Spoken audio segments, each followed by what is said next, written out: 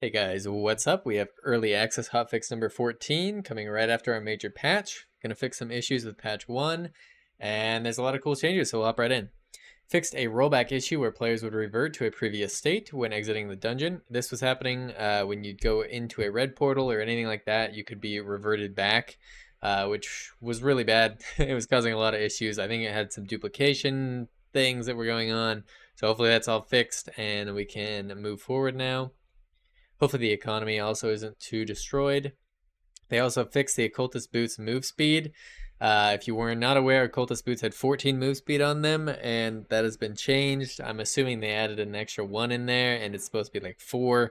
So move speed on Wizards and Warlocks should be substantially lower after this update. Fixed an issue where Curse of Pain's instant damage would not occur when the Warlock uses Curse Mastery. This was a bug with that perk. When you put that perk on, you didn't do damage with Curse Mastery, your Power of Sacrifice didn't do damage, had a lot of issues, stopped you from healing, different things like that. Fixed an issue where Power of Sacrifice could not deal damage when the Warlock uses Curse Mastery, so same thing there. Lantern and Torch additional move speed has been adjusted to 0, so instead of applying a move speed penalty from before, like previously the main patch, they're now just set at 0, whereas they were set at like 8, I think, in this current one, and that was a big problem because barbarians were just running around with basically an extra pair of Lightfoots on. Lanterns can now appear with random modifiers at higher rarities. Damage for all daggers has been slightly increased. So rogues, rejoice, your daggers are a little bit better now, so that's good. Rogue's trap detection range has been increased from 400 to 450. Jokester range increased to 450 as well. Ambush physical damage bonus has been upped from 30% to 50%, so they're giving rogues a little bit more power back. Rogue weak point attack armor rating reduction has been changed from 25% to 30%, and the duration was upped from 3 seconds to 4 seconds. So rogues are going to do a little bit more damage when running weak point to fighters and things like that. With the armor changes, this is probably good. Ranger's chase range has been increased from 400 to 450. Bard's warsong range has been increased from 350 to 450. Bard's storyteller range has been increased from 350 to 450. So I think this is mainly just standardizing the ranges of everything and making it a little bit easier to understand exactly how far things are going to be. Also, storyteller and jokester were such a small range that they almost never benefited your teammates unless you were standing on top of each other. So hopefully that helps a little bit.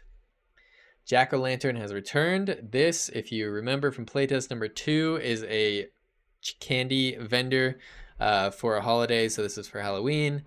You'll be able to buy purples and legendaries and just rare items from that in return for candy that you find inside the dungeons. So these are always super fun.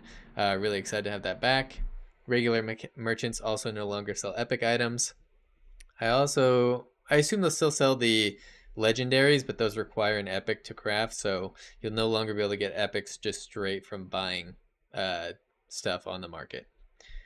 The random modifier properties that appear in the colored rarity items have been reverted to give them much larger value range and larger variety, including the all attributes from before the previous patch. This means that checking the rules for your items means just as much or more than just the color grade of the item. So it looks like everything's being upped, right? The value range and the variety. So we're going to get weapon damage on gear again, as well as it looks like plus attributes maybe going back up. So we maybe have plus 3 all attributes gear again. If that's the case, I think that was a step in the wrong direction. I think you leave it at plus 1 or plus 2 all attributes, and then you let the other ones shine, right? If you really want to build strength, let them get 5 strength on an item or something. That's how I hope it is, but we'll see exactly what this means as far as the value ranges for different things like all attributes. Sub-bosses and special chests such as the Lion's Head, Golden Chest, Marvelous, and Royal Coffins will always give color grade loot now. So you will always get green or better when you open those chests up, and when you kill Wraiths and Skeleton Champions and Berserkers and all those kind of things. All of those will always drop better than gray now, instead of occasionally getting those. So that's nice. It'll feel a little bit better. It always feels bad when you do one and you're like, oh great, gray padded leggings, woohoo. Soul Reaper name changed to Soul Scraper. That was the new named exotic, or whatever you want to call it, axe, and looks like they've renamed it. They also adjusted the volume of footsteps that occur while walking crouched. So you're a little bit quieter when you're crouch walking. And Iron Will now ignores knockback. I assume this is for like when you get hit by a fireball and you're launched backwards. Barbarians won't be affected by that, so good to know. If you're playing Wizard and you're trying to knock people away from you, you can't do it to Barbarians anymore. And I think that is it here. Yeah, that is it for hotfix number 14. Thanks for watching, guys. Remember to like and subscribe, and I will catch you all later.